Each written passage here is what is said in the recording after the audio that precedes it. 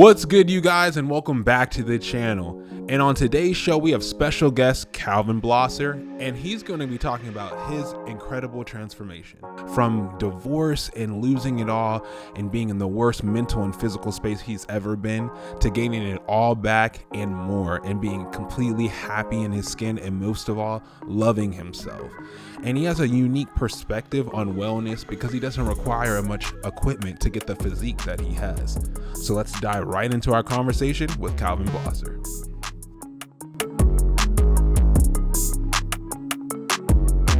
What's good, Calvin? Thanks for coming on the show. Me and Calvin, did we go to South Middle School together? Well, we went to South, and I believe MHS. MHS. You were a year older than me. Yes. So Yep. that's how we know each other. So we go way back. Yep. And I brought you on because your transformation is a little different than mine, because mine was I went from 440 pounds to losing weight, and you're coming from being scrawny kid to building up your muscle mass. Yep. So what was it like in your childhood? Like, did you care about what you were looking like then, or were you just having fun as a kid? Yeah, so I was having fun as a kid. I was playing a lot of video games, like a lot of Call of Duty. Got really good at it, but I was drinking a lot of pop, eating what my parents provided me. So it wasn't the healthiest nutrition. Yeah. But I didn't care. I was like, I just want to get better at video games. I just want to get better and better and better and better and better. Get better kill-death ratio, this and that. But that led to weight gain. So like at gym and at school, you know what I mean? You had your friends that were just like, oh, Calvin's fat, huh? And they're like, I look at them like, well, I could beat you at Call of Duty. And they're like, yeah, but you're fat. And I'm like, well, that hurts my feelings. I didn't say that, but like I got quiet. Yeah. So like it hit deep back then. So then I told myself, I was like, I'm going to lose all this weight. I'm going to lose all of it. And then I told my friends, I was like, so especially the ones that I was better at Call of Duty, I was like, what would you do if I lost all this weight? Well, you'd have to quit playing video games. So I kept playing video games, worked out every day, so I was still good at Call of Duty, and I lost all the weight. So then I was like, what now? What you guys got to say now? They were like, dude, you look different, And so my reaction was just to get respect for them back then. But as a kid, I was just thinking like, oh, I just want to prove them wrong. Yeah, so I did that, and it made me feel good. So I was scrawny. I didn't know how to put on muscle. I was just like push-ups, sit-ups, a lot of walking, and then just really healthy food. So just, believe it or not, snack wraps from McDonald's. So like grilled chicken snack wraps with just ranch, light cheese, and I always had a Mr. Pibb. And then the rest was water. I always make a note of that because people assume like, oh, just because you're on a fast food, you can just need to get the Whopper. I'm like, you can go to Taco Bell and get like just a normal taco. It's only 170 calories. Or you can go to McDonald's, like you said, get the grilled chicken snack, right? Yeah. Or get the grilled chicken sandwich, not the fried. So it's just about like cutting the calories where you can sometimes. Yeah, that's so what I worked. do like that. And so that was from middle school age range? Yes. Yeah. So 6th grade and then going into 7th grade, that's when it really packed on. 8th grade was when I was at the biggest. I was probably like, I don't know if I have a photo of it or not, but I was probably like 205, but I was like, 5'2". I didn't hit a growth spurt or anything. Yeah. So, yeah. And so I lost that and got down to like 140, 145 going into my high school year of like freshman.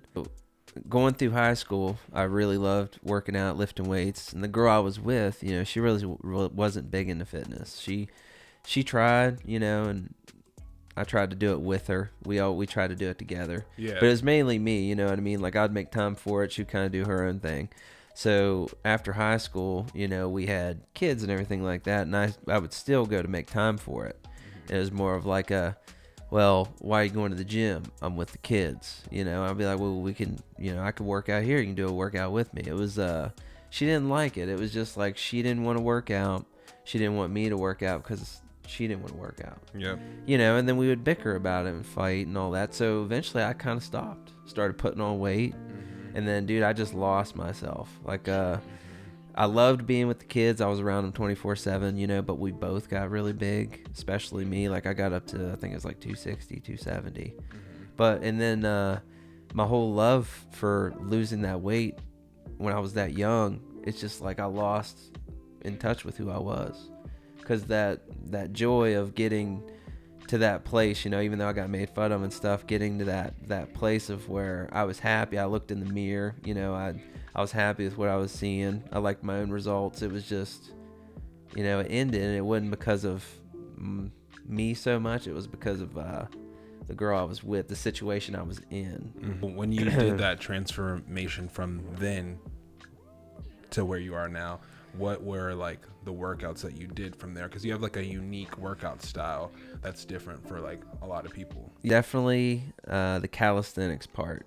So there's a lot that goes into my whole story. So I'll go right into that question with, I lost the weight by just working out again. We got a divorce, me and her. There was a separation. So I was working out again. I was mainly using weights. So I wasn't just doing calisthenic stuff. I was doing weight stuff. I was doing barbell bench, lat pull downs, all that good stuff. But I met another girl, had a kid, and then unfortunately the mom wasn't around. She was in a different state. So then what I was forced to do was calisthenics. It was like, I can't take my baby to the gym. It's too much work. I'm gonna have to work out at home. So I'm like, what am I gonna do? And I was like, I'm gonna research calisthenics. I'm gonna look up like how to be strong and fit at home. So then I started looking up and researching handstand push-ups, advancing planks, some form of like pulling, you know what I mean? Because there's only so much pulling that you can do other than, having a pull-up bar and stuff. But Exactly. I figured out that you could just literally like lay on your back, use your arms behind you to hit back, to hit your shoulders and your arms, handstands. I mean, doing your body weight over your head like this, if you're a 200-pound person, that's 100 pound technically. The wider you go, the harder it is. There's so much stuff you could do. I started noticing like I was getting really strong. I was getting more lean, because you're activating so many muscles when you're doing those specific calisthenic exercises. Because if you're only, like, say you're in a handstand and you're only using your shoulders, your body will start slouching. It'll fall off the wall. So then you're forced to use more calories, more muscles engaged. Yeah. So then I was starting to get stronger and lose weight, and then I was like, man, this is working out good. But I was like, but I miss weights. So I did weights and that. I found out that the weights, believe it or not, was kind of hurting me because I was doing too much. I was doing that and the weights. I was like, I have to pick one. So then I just went with calisthenics. What do you say about your mindset? Because a lot of people are just like, oh, I have the baby, so I just can't go to the gym. I can't work out. What do you think your mindset was there that you didn't like allow yourself to give yourself that excuse? So, I mean, you got a child. That's a lot of work. Honestly, man, with calisthenics, you can literally pick up your child. Do some squats. Do a plank and put them on your back. If they're a baby, you can literally hold a hollow body hold, which is like on your back, and you put your hands underneath. You put your hands like underneath your butt, you know what I mean, like that, and you could literally rock their crib. You're sitting there holding. You're still doing work, and you can do it right next to them. And honestly, you can make them part of the exercise. You can do it with weights too. However, with calisthenics, I believe it's a lot safer. Just because you don't have to worry about the weight hitting them and stuff like that, or so it's just make them part of it. And like you said earlier, doing stuff like that will activate so many different muscles you didn't even know. You're sore in different places, even if you are a regular lifter, like with weights. But what would you say to someone who is like the scrawny little kid and like trying to figure out how to gain muscle? Yeah, to keep it easy, aim for 3 days a week. You know what I mean? Whether it's Monday, Wednesday, Friday, Tuesday, Thursday, Saturday, or Monday, Wednesday, and Saturday, depending on how you feel. You could space it out however you want. Set a timer for 60 minutes and make it like a push, pull, legs. Come up with some kind of routine that fits you. You could do a full body routine, Monday, Wednesday, Friday, Monday, Wednesday, Saturday, whatever works. And then just making sure you get your body weight with protein. Yes. Body weight with protein. Yes. And then you obviously know if you eat extra calories, you're going to put on extra weight. So if your goal is to maintain weight, if not lose weight, you need to be in a deficit, but you definitely have to manage the protein. You got to hit at least your body weight with protein, I've noticed, as far as recovery, sustaining the mass, and putting on mass. Because if not, it's just you're not going to get the best sleep. You're not going to feel the strongest. Lots of water. But other than that, that's about it. And rest times. Yes. So rest times is huge. if your goal is hypertrophy, anything between 1 to 2 minutes of rest, you know, getting a good pump, 8 to 15 reps.